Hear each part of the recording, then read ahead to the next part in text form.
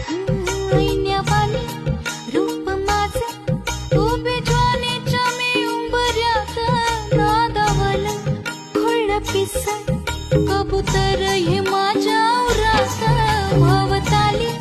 भय घाली रात मोकाट ही चांदण्याची उगा घाई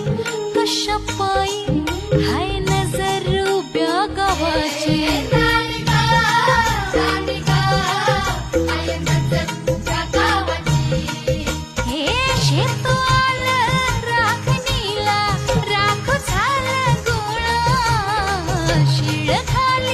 अडून कोणी करून तिरपा डोळा